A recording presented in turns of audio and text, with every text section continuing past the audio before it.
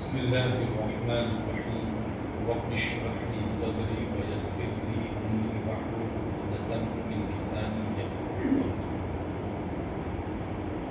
قولي.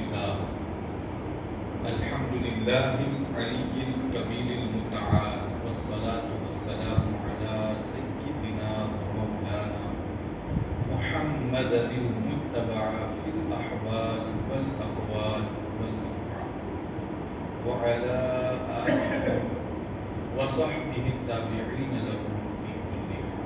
أما بعد فأعوذ بالله من الشيطان الرجيم بسم الله الرحمن الرحيم يا أيها الذين آمنوا اتقوا الله حق تقاته ولا تموتن إلا وأنتم مسلمون. صدق الله مولانا العظيم وبلغنا رسوله النبي الأمين الحكيم الكريم ونحن على ذلك لمن الشاهدين والشاكرين والحمد لله رب العالمين. مولاي صل وسلم دائما أبدا على حبيبك خير الخلق كلهم هو الحبيب الذي ترجى شفاعته لكل هول من الأهوال مقتعد. يا رب بالمصطفى بلغ مقاصدنا يا رب بالمصطفى بلغ مقاصدنا يا رب بالمصطفى بلغ مقاصدنا واغفر لنا ما مضى يا واسع الكرم واغفر لنا ما مضى يا واسع الكرم. انتہائی عقیدت و محبت کے ساتھ بارگاہ رسالت محب صلی اللہ تعالی علیہ وسلم میں جس طریقے سے پناہ درود پاک کا نذرانہ عقیدت پیش کریں. الصلاۃ والسلام علیک یا رسول اللہ الصلاۃ والسلام علیک یا حبیب اللہ وعلی آلک واصحابک یا شفیعنا یوم الجزاء صلی اللہ تعالی علیہ وسلم. محترم سامعین، آج ہم بابا رحمان مسجد میں ہونے والے ہفتہ والی اجتماع عالمی تحریک غیر سیاسی سنی تحریک سنی دعوت اسلامی کی طرف سے منعقد ہوتا اس میں شریک ہے، حاضر ہے. اللہ رب العزت ہماری شرکت کو قبول فرمائے، ہمارے اس اجتماع کو قبول فرمائے، ہمارے لیے ہمارے مرحومین کے لیے ذریعہ نجات.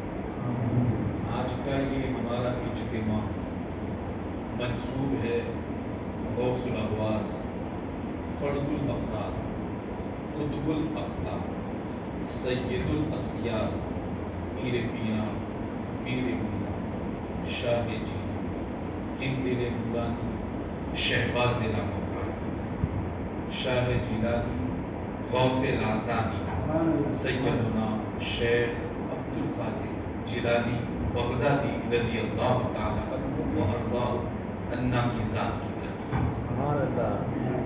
ہمارے لیے بہت بڑی خوشی کی بات ہے اور الحمدللہ ہم اہل سنت کا مقدر بھی یہی ہے. بزرگان دین کی یادیں جو کہ قرآن کا حکم ہے، اس مناسبت سے آج ہم نے اپنا یہ اجتماع اس اولیاء کے سردار سیدنا شیخ عبدالقادر جیلانی کی طرف منسوخ کر دیا تاکہ ہمارا یہ اجتماع اتنی بڑی شخصیت کے صدقے میں مقبول بارگاہ ہو جائے اور ہمارے لیے اور ہمارے مرحومین کے لیے ذریعہ نجات ہو جائے. بزرگان دین کے اعراس اور آپ کے دین اور آپ کے ایام کو منانے کی سب سے بڑی وجہ یہی ہے کہ ان کی زندگی سے ہمیں وہ پاکیزہ نقوش نصیب ہوتے ہیں جن کے ذریعے ہم اپنی آخرت اور دنیا دونوں سنوار سکتے ہیں.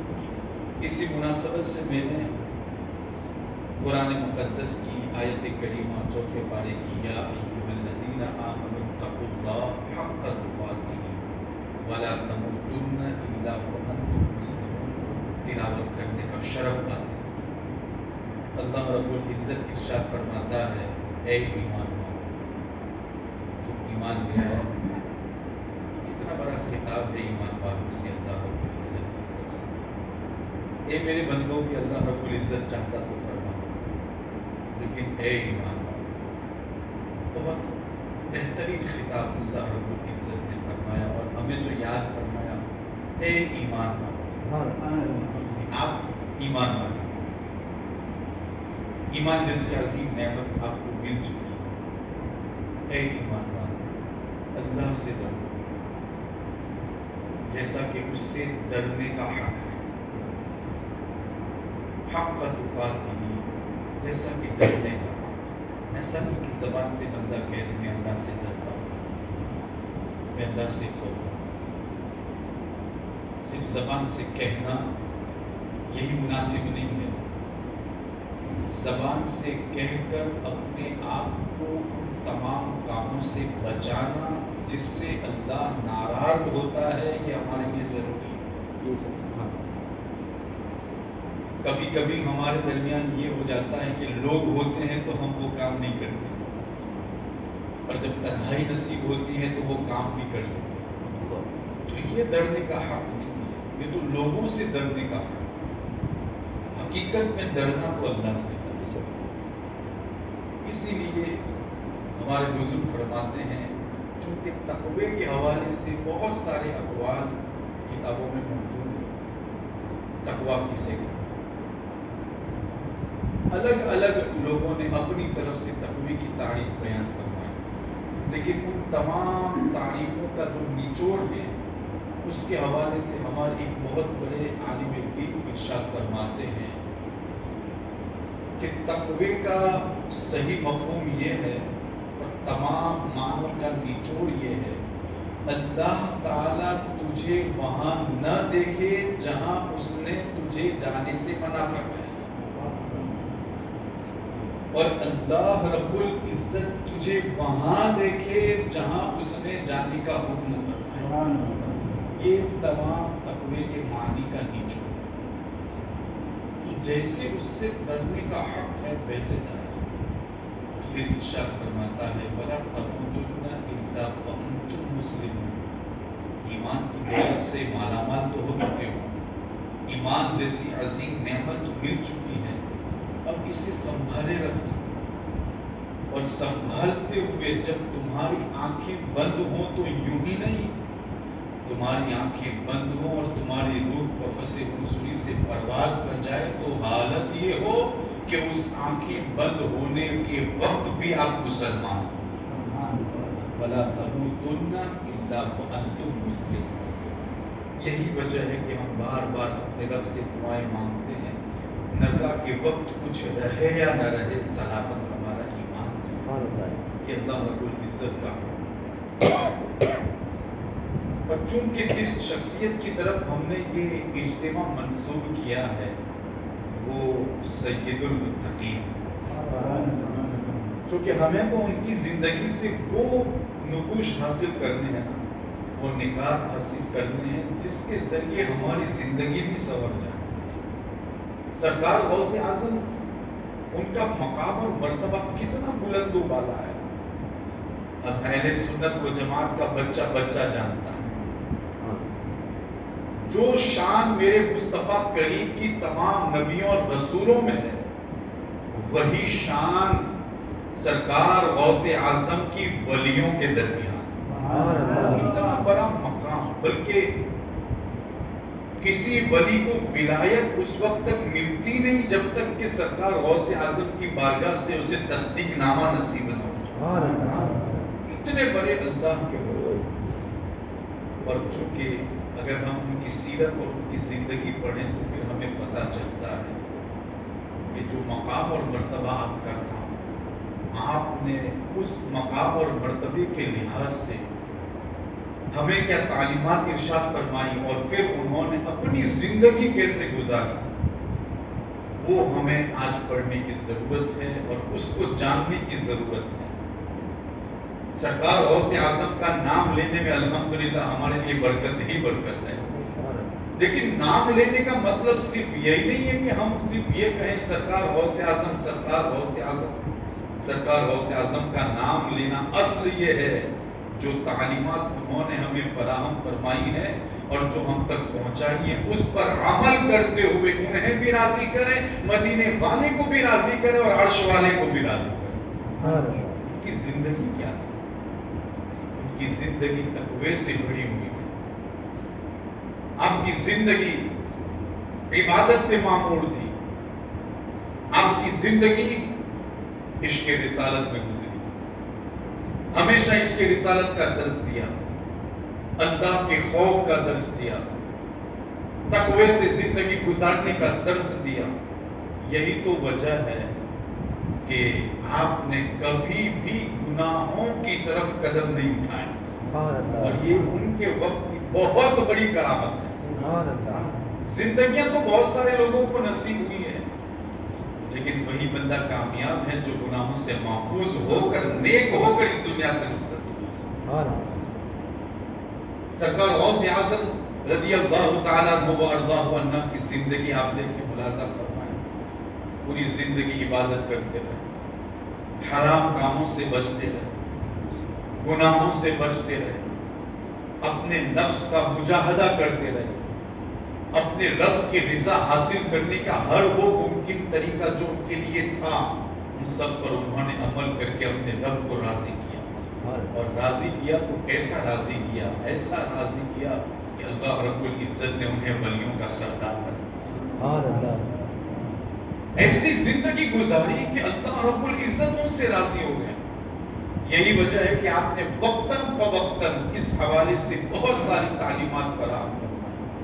آپ ارشاد فرماتے ہیں کہ اللہ کی اطاعت سے کبھی منہ نہ موڑو، ہمیشہ اپنے اندر، اپنے دل میں اللہ کی اطاعت کا جذبہ پیدا کرو اور بیدار رکھو اور بیدار رہو، اور اللہ رب العزت کی حکم کی تعمیل میں اپنی زندگی گزارو تاکہ اللہ کے محبوب ہو جاؤ۔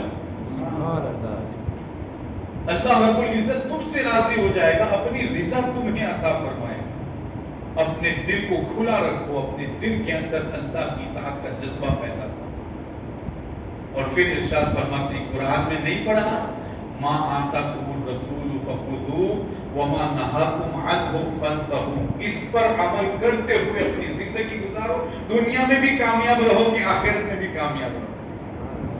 جب درس دیتے تو اللہ رب العزت سے خوف کا درس دیتے، تقوی کا درس دیتے، اور پوری زندگی تقوی میں، تقوی سے معمور ہو کر گزاری۔ میں ان کی زندگی کے چند نقوش آپ کی سماعتوں کے حوالے کرنا چاہتا ہوں تاکہ ہمارے اندر بھی نیک بننے کا جذبہ پیدا ہو اور ہم ان اوصافوں کو اپنائیں تو ہم بھی غلامان غوث اعظم میں شامل ہو جائیں۔ سرکار غوث اعظم کو نمازوں سے بڑی محبت تھی، نماز سے اتنی محبت تھی، قرآن کی تلاوت سے اتنی محبت تھی کہ ہمیشہ جب جب موقع ملتا آپ نماز نفل ادا کرتے، فرض تو فرض ادا کرنا ہی کرنا، لیکن آپ کی زندگی میں یہ بھی شامل تھا جب بھی موقع ملتا نماز نفل ادا کرتے۔ اب دیکھیں وہ 10 اوصاف جس کے حوالے سے آپ نے خود ارشاد کرنا کہ جب تک بندہ ان 10 اوصاف پر عمل پیرا نہیں ہوتا اور ان 10 اوصاف اور صفتوں کو اپنے اوپر لازم نہیں کر لیتا، تب تک بندہ زہد و ورع کی منزل پر فائز نہیں ہو سکتا۔ اور یہ چیز صرف ہمارے لیے نہیں ہے بلکہ آنے والے تمام لوگوں کے لیے یہ بہت بڑا درس ہے، عام لوگوں کے لیے بھی ہیں اور خاص لوگوں کے لیے بھی ہیں،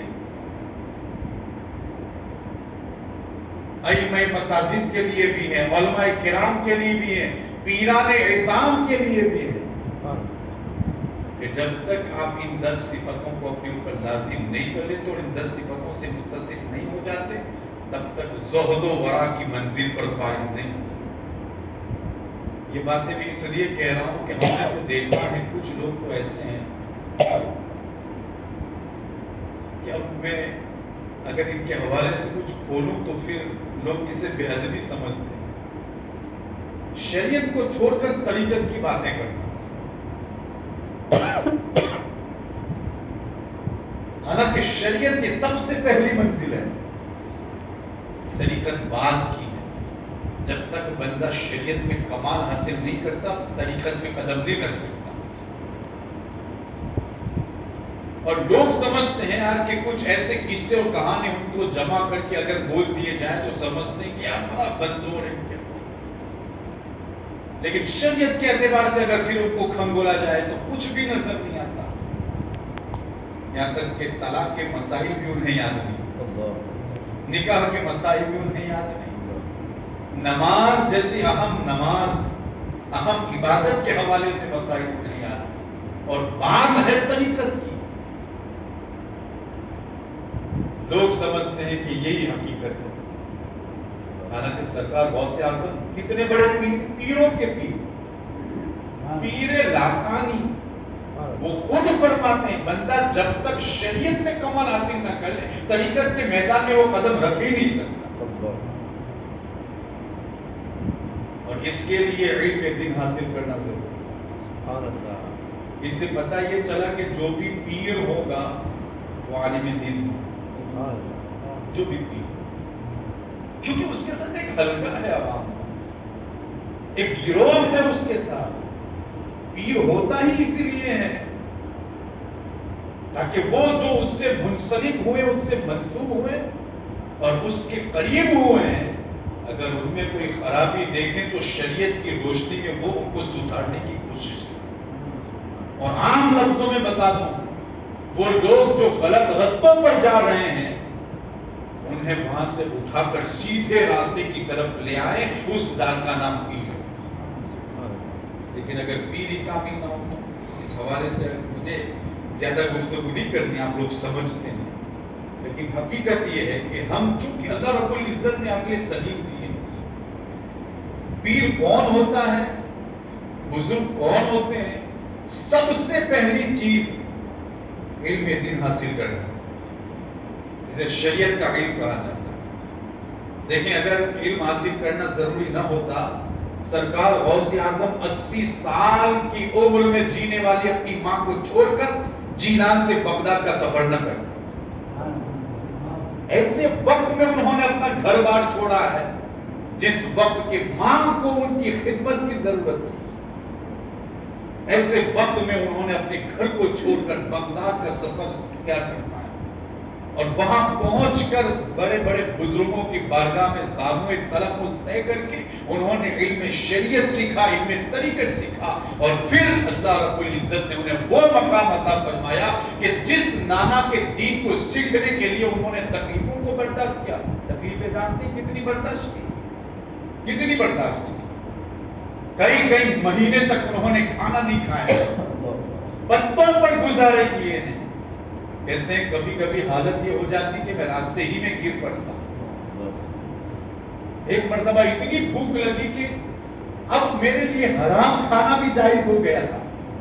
یعنی حالت یہاں تک پہنچ چکی تھی کہ اگر کوئی حرام چیز بھی مل جائے اور میں اس کو کھا لوں تو جان بچانے کے لیے جو ہمارے لیے اجازت ہے, میں اس حالت تک پہنچ گیا تھا.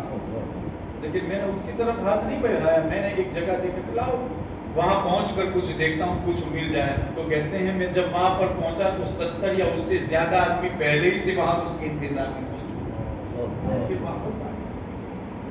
اگر ان کی اس مجاہدہ زندگی کو بیان کیا جائے تو بڑی لمبی زندگی, اتنا لمبا سفر اختیار کیا, اور پھر انہوں نے جو تکلیفیں برداشت کی. اور آج ہماری حالت یہ بے درم سلطان کو, چونکہ میرے باپ یہ تھے تو میں بھی وہی ہوں. آپ کے والد صاحب نے تو علم دین حاصل کیا تھا, آپ نے کیا کیا؟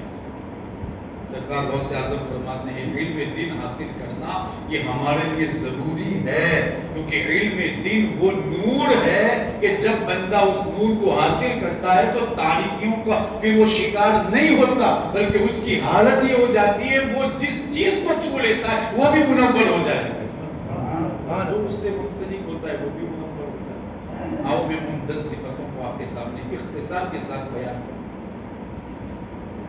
تاکہ ہم اسے اپنی زندگی میں اپنے اوپر لازم کرنا ضروری سمجھیں اور ہم اللہ اور اس کے رسول کی رضا حاصل کرنے کی کوشش کریں. سرکار غوث اعظم فرماتے ہیں سب سے پہلی چیز اپنی زبان کو قابو میں رکھنا, اپنی زبان کو قابو میں رکھنا. یہ زبان کیا ہے؟ یہ زبان وہ ہے جس کے متعلق آقا خود فرماتے ہیں کہ اس سے بڑی بڑی آفتیں آتی ہیں. ہے تو چھوٹی سی چیز کہ جس میں ہستی بھی نہیں ہے، لیکن جب یہ چلتی ہے تو بڑی بڑی آفتیں لاتی ہیں. تو اپنی زبان کو قابو میں رکھو. اور یہی وجہ ہے کہ حضور نے یہ بھی ارشاد فرمایا المسلم من سلم المسلمون من لسانہ و یدہ. مسلمان، کامل مسلمان تو وہی ہے جس کی زبان اور ہاتھ سے دوسرا مسلمان محفوظ ہے. سبحان اللہ. جس معاشرے میں وہ زندگی گزارتا ہے وہ کبھی بھی اپنے ہاتھ سے یا زبان سے کسی مسلمان کو تکلیف نہ دے. اور ہماری حالت ہم آج خود دیکھیں، ہم اپنے معاشرے کا جائزہ لیں. چھوٹی سی چھوٹی بات پر گالیوں کی بوچھار کرنا اور اس پر فخر کرنا، ہمارا تو یہی رویہ ہے. میں جب غصے سے ہوتا ہوں تو پھر مجھے کوئی روک نہیں سکتا. میری تو زبان چلتی ہے تو ایسی ہی چلتی ہے. یہ فخر کی بات ہے. آقا فرماتے ہیں تم اپنے ماں باپ کو گالیاں نہ دو.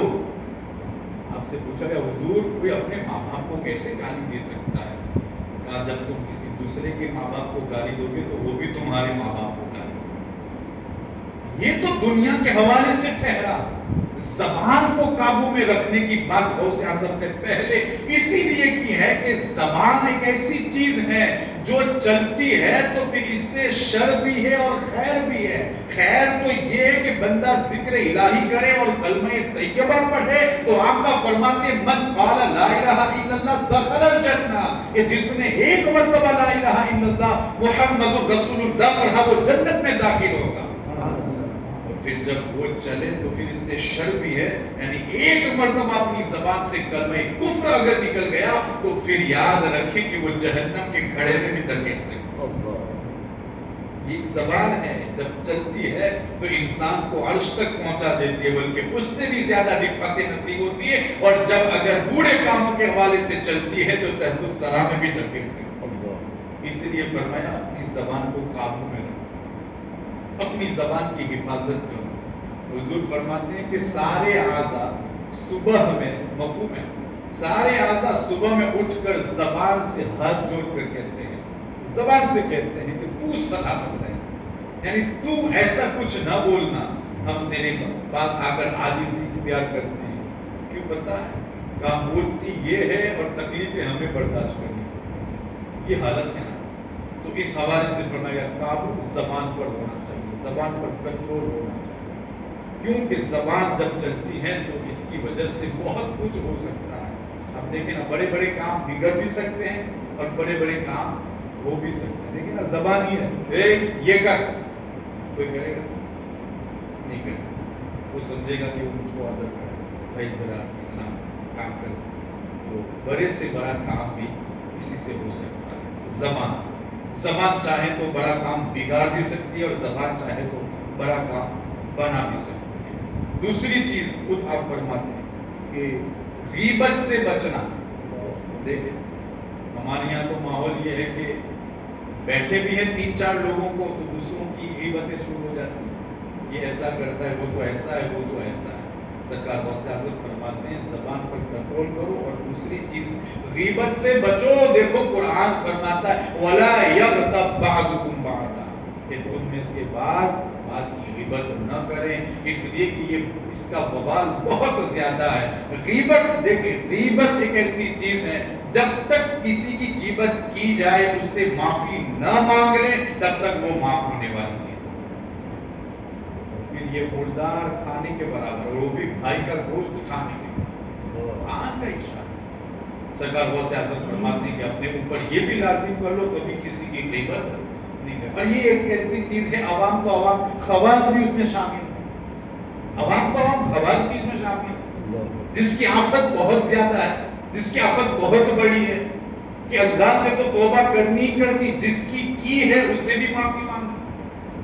اور جب تک اس سے معافی نہ مانگ لیں تب تک اللہ رب العزت توبہ بھی قبول نہیں کر پاتا، کیونکہ یہ بندے کا حق ہے. تیسری چیز، کسی کو حقیر نہ جانے. کتنی پیاری باتیں اور کتنی پیاری تعلیمات ہیں سرکار غوث اعظم. معاشرے کو سنوارنے، کسی کو حقیر نہ جانے. اللہ رب العزت نے اگر آپ کو کچھ نوازا ہے تو یہ اللہ کا کرم ہے, اس کا فضل ہے. یہ اترانے کے لیے نہیں ہے اور کسی کو نیچا دکھانے کے لیے نہیں ہے. اگر مل چکا ہے تو اللہ کا شکر ادا کریں, اور کسی کو نہیں ملا ہے پھر بھی ہم کہیں کہ میرے مالک جو مجھے نوازا ہے وہ میرے بھائی کو بھی عطا فرمائے. دعا کا بھی ثواب ملے. قرآن فرماتا ہے, آپ نے ہر بات قرآن کے ذریعے بتائیں یہ کون کر سکتا ہے؟ ایک عالم دین ہی کر سکتا ہے. ہر چیز کو قرآن سے بتانا ہے. لا یسخر قوم من قوم عسى ان يكونوا خيرا منهم. کیا ارشاد فرمایا قرآن نے کہ تم میں سے کوئی شخص کسی کا مذاق نہ اڑائے. یہ تو دیکھو یہ کوئی گالی ہے, یہ ایسا مذاق اڑانے کے انداز سے کبھی کسی کے ساتھ پیش نہ آیا. کپڑوں کے اعتبار سے, مال و زر کے اعتبار سے, کسی چیز کے حوالے سے, جھونپڑی کے حوالے سے, بنگلے کے حوالے سے, کسی بھی چیز کے حوالے سے کسی کا مذاق نہ اڑائے. کیوں پتہ ہے قرآن عسى ان يكون خیر لهم کہ وہ جو شخص جس کا مذاق اڑائے, جس کا مذاق اڑایا جائے, ہو سکتا ہے وہ شخص اللہ کے نزدیک محبوب ہو. پتہ چلتا ہے کبھی کہ کون اللہ کا محبوب ہے؟ کیونکہ اللہ رب العزت نے ولایت کو بندوں میں چھپا کر رکھا تاکہ ہر ایک کی عزت ہو. اور اسی وجہ سے کہا گیا کہ جس کو بھی آپ ملو, جس سے بھی ملاقات کرو نا, اس کو ولی سمجھ کر ملاقات کرو. آپ کو پتہ ہے اس کے دو پوائنٹ. اگر ولی ہوگا تو پھر اس سے ملاقات کا جو ثواب ہے وہ بھی ہمیں نصیب ہوگا, اور اگر وہ ولی نہیں بھی ہوگا تب بھی حسن ظن کا ثواب دیا جائے. ہمیں پتہ نہیں اللہ کی نزدیک بہت معقول ہے. کسی غریب کی مذاق اڑائے ہم کہ اس کے پاس مال و زر نہیں. مال و زر نہیں تو کیا, یہ تو کافروں کو بھی ملا ہے. مال و زر کوئی معیار نہیں ہے عزت کا. مال و زر یہ تو کافروں کو بھی دے دیا گیا ہے. لیکن کوئی کہہ سکتا ہے کہ مال کی وجہ سے کافر مومن سے بھی افضل ہے؟ ایسا کوئی کہہ سکتا نہیں کہہ سکتا. ارے کسی کے پاس کروڑوں ہو اور ادھر ایک روپیہ بھی نہ ہو لیکن 1000 درجہ اس سے بہتر ہے کلمہ طیبہ پڑھنے میں. کون بندہ اللہ کے نزدیک معقول ہے کوئی جانتا نہیں. اس لیے کبھی بھی کسی کا مذاق نہ اڑانا. عسى ان يكونوا خيرا منهم. قرآن فرماتا ہے. چوتھی چیز, محارم پر نظر نہ ڈالنا. بڑی اہم چیز ہے.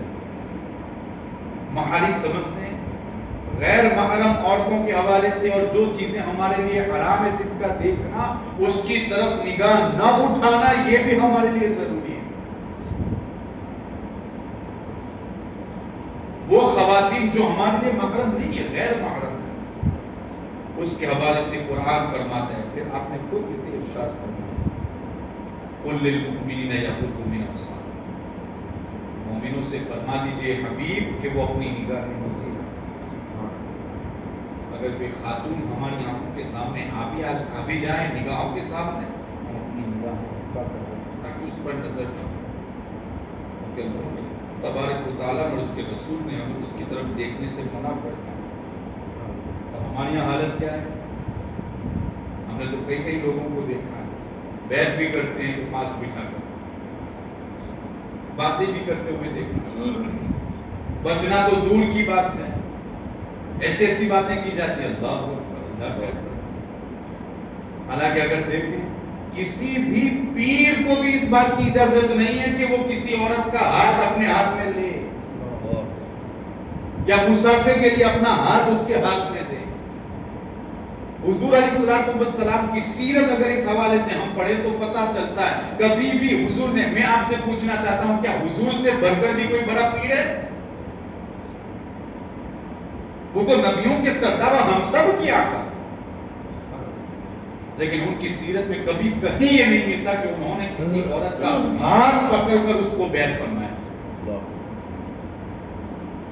بلکہ آپ کا طریقہ کار یہ تھا کہ آپ چادر وغیرہ ان کے ہاتھوں میں دے دیتے, جیسے آج ہمارے یہاں اکثر کرانہ حساب کرتے ہیں, ان کے ہاتھوں میں دیتے, وہ پکڑ لیتے اور ادھر حضور صلی اللہ علیہ وسلم ایک کونا اپنی طرف سے پکڑتے اور پھر جو عہد لینا ہوتا, جو بیعت لینی ہوتی وہ کرتے. لیکن ہمارے یہاں تو عادت یہ ہے کہ اب مردوں آپ نکل جاؤ, کیوں؟ عورتوں کو اپنی پیر سے ملاقات کا وقت آ گیا.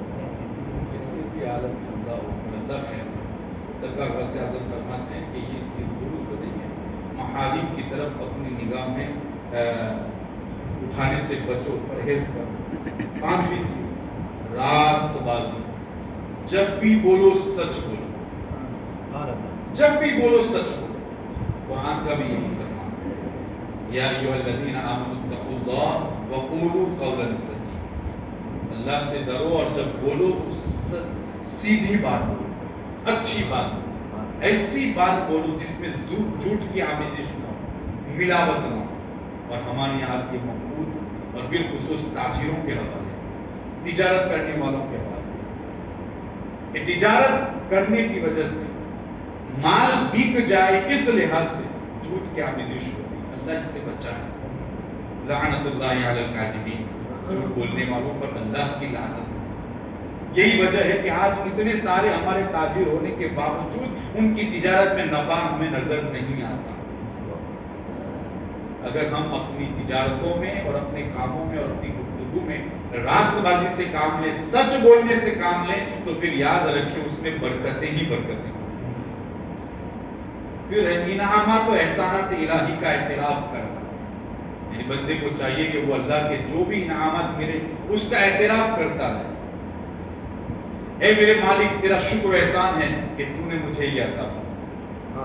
اگر کوئی یہ بھی کہے نا کہ یار آپ تو بڑے اچھے آدمی ہیں، تو اس وقت بھی یہ کہے الحمدللہ رب العالمین، تمام تعریفیں اس اللہ کے لیے جو عالمین کا رب ہے۔ یہ سب کچھ اسی کی طرف سے ہے، یہ جو کچھ بھی ہمیں نصیب ہوا کس کی طرف سے؟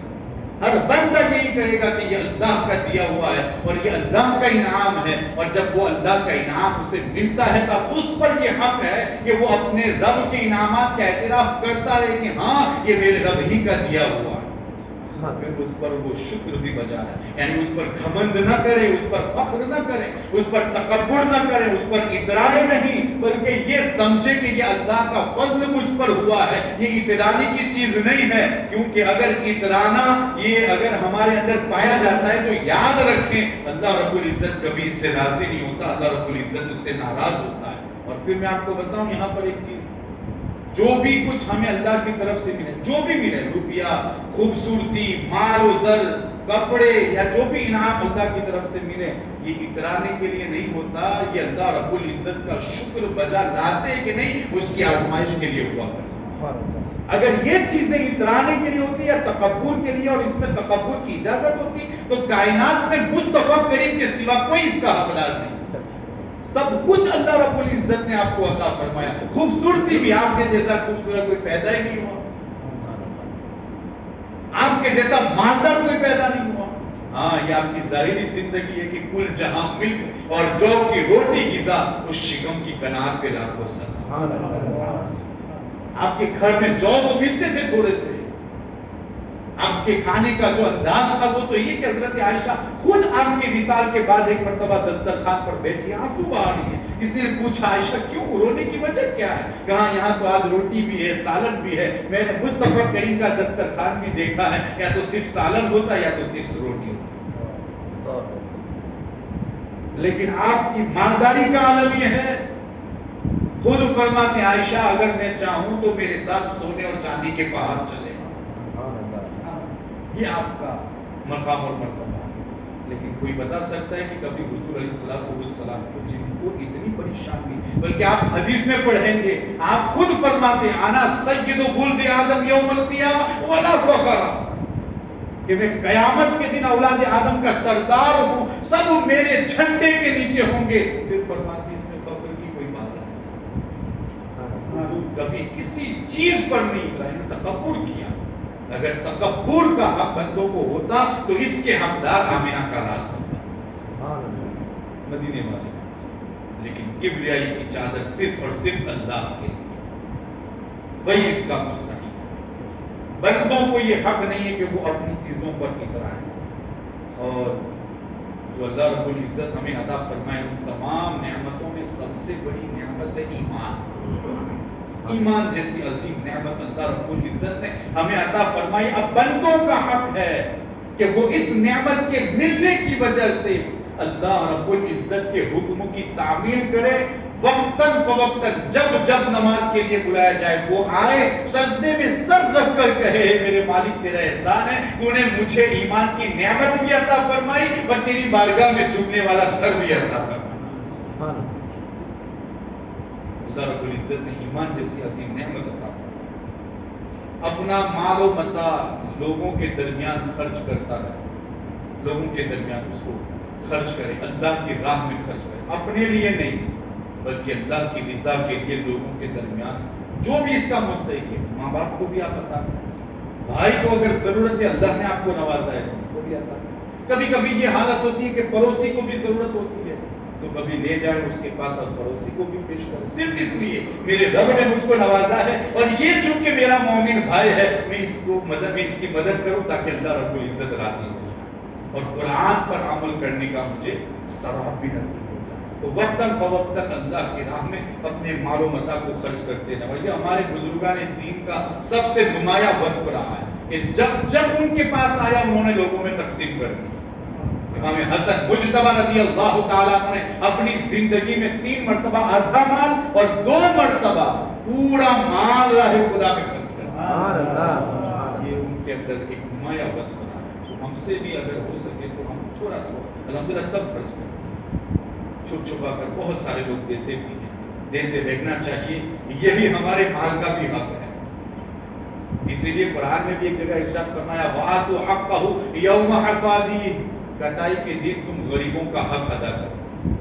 جیسے پہلے ہوتا تھا, جیسے ہی کھیتی تیار ہو جاتی, فصل پک کر ہمارے گھر آ جاتی تو پہلے غریبوں میں اس کو تقسیم کیا جاتا, جسے ہم خوشرو بھی کہہ سکتے ہیں اور بھی بہت ساری چیزیں. پھر آپ خود فرماتے ہیں اپنے نفس کے لیے بہتری اور بھلائی کبھی نہ چاہیں, اپنے نفس کے لیے کبھی کوئی بہتری نہ چاہیں اور کبر و غرور سے بچیں, کیونکہ اللہ رب العزت نے قرآن میں ارشاد فرمایا تلک الدار الآخرۃ نجعلها للذین لا یریدون علوا فی الارض ولا فسادا. یہ جنت, یہ گھر ہے, اصل گھر یہی ہے. تلک الدار الآخرۃ یعنی جنت یہی اصل گھر ہے, اور یہ ہم نے ان لوگوں کے لیے بنایا ہے کہ جنہوں نے زمین پر کبھی نہ کوئی فساد مچایا, نہ کوئی برائی کی, نہ کوئی بڑائی کی. یہ ہم نے ان لوگوں کے لیے تیار کیا. پھر آپ دیکھیں بھائی چیز, نماز پنجگانہ کی حفاظت کر. کتنے بڑے بزرگ ابھی آپ سن چکے. سرکار غوث اعظم رضی اللہ تعالیٰ عنہ آپ خود فرماتے ہیں نماز پنجگانہ کی حفاظت کرنا, کیونکہ قرآن مجید خود فرماتا ہے حافظوا علی الصلوات والصلاة الوسطى وقوموا للہ قانتین. نمازوں کی پابندی کرے اور بالخصوص نماز عصر, بیچ والی نماز, اس کی حفاظت کرے. یہ بندوں پر ضروری ہے کہ یہ بھی اللہ رب العزت کی طرف سے ہم پر فرض ہے. وہ لوگ جو کہتے ہیں یار نماز تو دل کی ہوتی ہے, تو صرف نکاح ہے, چونکہ ہم تو طریقت والے ہیں, ہمارے یہاں نماز یہ نہیں ہے, ہمارے یہاں نماز تو بس دل کی نماز ہوتی ہے. حالانکہ اگر دیکھیں حضور کی سیرت بھی پڑھیں نا تو پتہ چلتا ہے اگر نماز دل کی ہوتی ہے اور یہ سب دکھاوا ہوتا, مصطفیٰ کریم مکے سے مدینہ منورہ پہنچ کر سب سے پہلا گھر بناتے ہیں تو وہ مسجد ہے. یہ اس بات کی علامت ہے نماز دل کی جو تم کہتے ہو یہ شیطان کا دھوکہ ہے, یہ تمہارا اپنا کہنا ہے. آمنہ کے لال کا تو کہنا یہ ہے کہ تم لوگ مسجد میں آؤ, مسجد میں آ کر اللہ کی عبادت کرو تاکہ اللہ بھی تم سے راضی ہو. یہی تو وجہ ہے کہ آپ فرماتے ہیں کہ میں چاہتا ہوں کہ میں کچھ نوجوانوں کو لے کر ان لوگوں کے گھر تک جاؤں اور جو گھر میں نماز ادا کرتے ہیں ان کے گھروں کو آگ لگاؤں. نماز دل کی ہوتی ہے, یہ شیطان کا دھوکہ ہے جو تم اپنی زبان سے کہتے ہو, طریقت کے نام پر لوگوں کو گمراہ کرتے ہو, خود بھی تو گمراہ ہو اور دوسروں کو بھی گمراہ کرنے کی کوشش کرتے ہو. حالت یہ سرکار غوث اعظم فرماتے ہیں حافظوا علی الصلوات والصلاة الوسطى وقوموا للہ قانتین. نماز پنجگانہ تم بیٹھ بھی کرو اور اس کی عبادت کرو اللہ رب العزت کی, اور اس کی حفاظت کرو. سنت 10ویں چیز, سنت نبی اور اجماع مسلمین پر قائم ہے. دیکھیں سنت کی بھی بات ہے, یعنی پتہ یہ چلا کہ ہمارے سرکار غوث اعظم ہمیں خود اس بات کی تعلیم دے رہے ہیں کہ اگر تمہیں دنیا اور آخرت میں کامیاب ہونا ہے تو مصطفیٰ کریم کے راستے کے سوا کوئی چارہ نہیں ہے.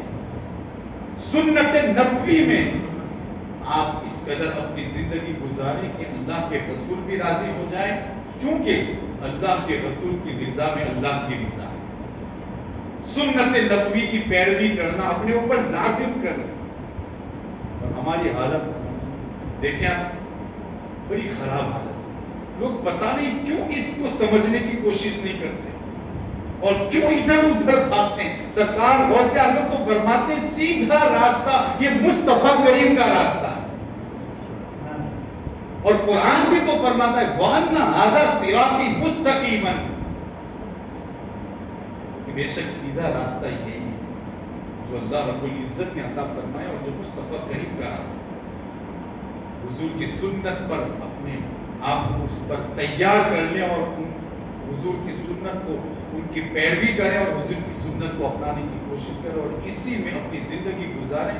فائدہ یہ ہوگا کہ اللہ کے رسول بھی راضی ہوں گے اور اللہ رب العزت بھی راضی ہوں گے۔ تعلیمات سرکار غوث اعظم، اگر آپ کی زندگی اور آپ کی سیرت پڑھیں تو پھر اور بھی بہت کچھ ہمیں مل سکتا ہے، لیکن جو بنیادی باتیں تھیں وہ میں نے اختصار کے ساتھ آپ کو سماعتوں کے حوالے کیا۔ اللہ رب العزت سب سے پہلے مجھے اس پر عمل کی توفیق عطا فرمائے اور آپ سب کو بھی اس پر عمل کرنے کی توفیق عطا فرمائے۔ ایک گزارش اور بھی ہے، اپنی زندگی میں انقلاب برپا کرو، یعنی نیک ہو جاؤ۔ مختصر سی یہ زندگی صرف اللہ کے لیے گزارو، اللہ کے حکم کی تعمیل کرتے ہوئے گزارو۔ یہاں پر میں ایک بات یہ کہوں گا، اگر آپ چاہتے ہیں کہ ہماری زندگی میں انقلاب برپا ہو جائے، خصوصی گزارش ہے آپ سے، امیر سنی دعوت اسلامی داعیہ کبیر کے بیانات سننے کی کوشش کریں۔ مجھے امید ہے کہ جب آپ سنیں گے نا تو انشاءاللہ زندگی میں انقلاب برپا ہوگا۔ آپ اس کو یہ نہ سمجھیں کہ چونکہ ان کے ساتھ ہیں تو ان کی بات کر رہے ہیں، لیکن میں نے خود دوسروں کی زبان سے سنا ہے، کوئی کچھ کہے تو صحیح لیکن بیان کے حوالے سے کہتے ہیں شاکر علی رضوی نوری صاحب کا جو بیان ہوتا ہے وہ الحمدللہ قرآن اور حدیث کی روشنی ہی میں ہوا کرتا ہے اور ایسا ہوتا ہے کہ جس کی وجہ سے زندگی میں انقلاب برپا ہو جاتا ہے۔ گزارش جب بھی وقت ملے تو آپ کے بیان ضرور سنیں، اور اب تو شارٹ کلپ بھی آ چکی ہیں، اس کو بھی سننے کی کوشش کریں، انشاءاللہ زندگی میں انقلاب برپا ہو جائے اور سرکار غوث اعظم کی جو تعلیمات ہیں اس پر بھی عمل کرنے کی کوشش کریں۔ اللہ رب العزت ہمارے اس گفتگو کو قبول فرمائے، جو لفظی سے ہوئی خطا ہوئی اسے معاف فرمائے۔